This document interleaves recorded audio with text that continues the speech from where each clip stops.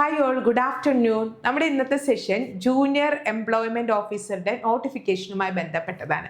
അതായത് പല ഉദ്യോഗാർത്ഥികളും ചോദിക്കുന്ന ഒരു ക്വസ്റ്റ്യൻ ആണ്, എന്നാണ് ജൂനിയർ എംപ്ലോയ്മെൻറ്റ് ഓഫീസറുടെ അടുത്ത നോട്ടിഫിക്കേഷൻ വരുന്നത്. അപ്പോൾ നമുക്ക് കേരള PSCയിൽ ഉടനെ തന്നെ വരാൻ സാധ്യതയുള്ള ഒരു നോട്ടിഫിക്കേഷൻ തന്നെയാണിത്. അതങ്ങനെ പറയാനുള്ള കാരണം എന്താണെന്ന് വെച്ച് കഴിഞ്ഞാൽ ഇതിൻ്റെ ലാസ്റ്റ് നോട്ടിഫിക്കേഷൻ വന്നിരിക്കുന്നത് 004/2022 അത് വെച്ചിട്ടുള്ള ഒരു റാങ്ക് ലിസ്റ്റ് 9/4/2024 നിലവിൽ വന്നു.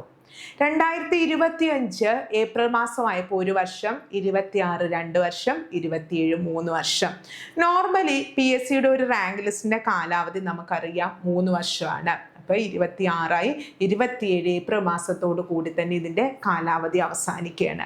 അപ്പോൾ ഇതുവരേക്ക് 18 ടോട്ടൽ അഡ്വൈസ് പോയിട്ടുണ്ട്. 2 വേക്കൻസിയും കൂടെ റിപ്പോർട്ട് ചെയ്തിട്ടുമുണ്ട്. ആദ്യകാലങ്ങളിലൊക്കെ നിയമനം കുറച്ച് പതുക്കെയായിരുന്നു. ഇപ്പോൾ അത്യാവശ്യം നല്ലതെന്ന് പറയാൻ പറ്റില്ല. ഇത് ഇത്രയൊക്കെ ഒരുപാട് വേക്കൻസികൾ നമുക്ക് എക്സ്പെക്ട് ചെയ്യാൻ പറ്റില്ല. ഇതിൻ്റെ കഴിഞ്ഞ റാങ്ക് ലിസ്റ്റും അത് തന്നെയായിരുന്നു. 29, 26, 29 ആ ഒരു റേഞ്ചിലാണ് നിയമനങ്ങൾ നടന്നത്. ഇപ്പോഴും ഏകദേശം 20 ജൂലൈ ഒക്കെ ആകുമ്പോഴേക്കും 20 നിയമനങ്ങളൊക്കെ ആകും.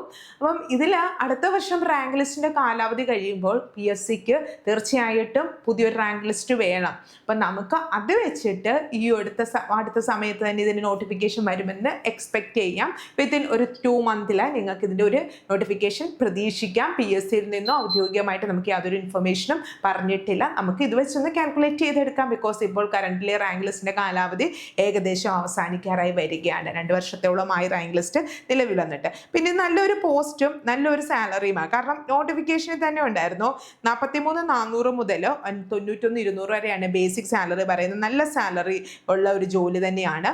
പിന്നെ ഇതിൻ്റെ ഒരു നിങ്ങൾ ജോലിയിൽ കയറിയാലും നിങ്ങൾക്ക് നിങ്ങളുടെ ഏജും അതുപോലെ തന്നെ എക്സ്പീരിയൻസും ഒക്കെ അനുസരിച്ചിട്ട് മാറും. എന്നാലും എംപ്ലോയ്മെന്റ് ഓഫീസർ ആവുന്ന ഒരാൾക്ക് പിന്നീട് ഡിസ്ട്രിക്ട് എംപ്ലോയ്മെന്റ് ഓഫീസറും ഡിവിഷണൽ എംപ്ലോയ്മെന്റ് ഓഫീസറും deputy director of employment, joint director of employment, അങ്ങനെ അത്യാവശ്യം നല്ല രീതിയിൽ പ്രമോഷൻ സാധ്യതയും ഈ ഒരു പോസ്റ്റിനുണ്ട്. ഇതിൻ്റെ ഒരു അഡ്വാൻറ്റേജ് ആണ്. അത് പിന്നെ വേക്കൻസി കുറവാണ് കേട്ടോ. അത് എപ്പോഴും നമ്മൾ ഓർത്തോണം, വേക്കൻസി കുറവാണ്. ആദ്യത്തെ കഴിഞ്ഞു പോയ റാങ്ക് ലിസ്റ്റ് എടുത്ത് നോക്കിയാലോ അതെ, ഒരു 25-നും 30-നും ഇടയിൽ നിയമനങ്ങൾ നടന്നു. ഇപ്പോൾ അത് 20-ലേക്ക് എത്താൻ പോകുന്നതേ ഉള്ളൂ. മാക്സിമം ഒരു 25 വരെയൊക്കെ പോകും. അതിനപ്പുറത്തേക്ക് നമ്മൾ എക്സ്പെക്ട് ചെയ്യേണ്ട. ഒരു ആദ്യത്തെ ഒരു 20 റാങ്കുകളിലുള്ളിലൊക്കെ വന്നു കഴിഞ്ഞാൽ ജോലി കിട്ടും. ആ രീതിയിലുള്ള ഒരു പോസ്റ്റാണിത്. അതായത് ഡിഗ്രി തരത്തിലുള്ള എക്സാം ആണ്. 2 ഘട്ടങ്ങൾ ഉണ്ടാവും, പ്രിലിംസും മെയിൻസും ഒക്കെ. അപ്പോൾ ഈ പരീക്ഷയാണ് നിങ്ങൾ കാണുന്നതെങ്കിൽ നല്ലതാണ്. ബിക്കോസ് ഡിഗ്രി തലത്തിലുള്ള ഒരു പോസ്റ്റുകളൊക്കെ പ്രിപ്പയർ ചെയ്യുന്നവരെ സംബന്ധിച്ചിടത്തോളം ഇപ്പോഴേ പ്രിപ്പറേഷൻ സ്റ്റാർട്ട് ചെയ്തോളൂ. കാരണം 2026 അവസാനത്തോടുകൂടി കേരള PSC അല്ലാതെയും കുറച്ച് നോട്ടിഫിക്കേഷനൊക്കെ വരുന്ന ഒരു ടൈം തന്നെയാണ്. അപ്പോൾ നിങ്ങൾ ഇപ്പോഴേ പ്രിപ്പറേഷൻ സ്റ്റാർട്ട് ചെയ്താൽ ആ പരീക്ഷയ്ക്കും അതുപോലെ ഈ ഒരു പരീക്ഷയ്ക്കും ഒക്കെ നിങ്ങൾക്ക് ഭയങ്കര യൂസ്ഫുൾ ആയിരിക്കും. അപ്പോൾ സിലബസ് മനസ്സിലാക്കിയിട്ട് സിലബസ് അനുസരിച്ച് പഠിക്കുക. പിന്നെ കുറേ നാളായിട്ട് പഠിച്ചുകൊണ്ടിരിക്കുന്ന മക്കളാണെങ്കിൽ എന്താണ് എനിക്ക് ഇതുവരെ ജോലി കിട്ടാത്ത, നമ്മുടെ പ്രശ്നം എവിടെയാണെന്ന് നിങ്ങൾ മനസ്സിലാക്കിയിട്ട് അത് കറക്റ്റ് ചെയ്തിട്ട് വേണം മുന്നോട്ട് പോകാൻ. പ്രിപ്പറേഷനൊക്കെ സ്റ്റാർട്ട് ചെയ്യുന്ന ടൈമിൽ നിങ്ങൾക്ക് നല്ലൊരു സപ്പോർട്ട് വേണമെന്നുണ്ടെങ്കിൽ നമ്മുടെ മിൻറ്റ് PSCയിൽ അതിനുള്ള ഒരു കോഴ്സ് അവൈലബിൾ ആയിട്ടുണ്ട്.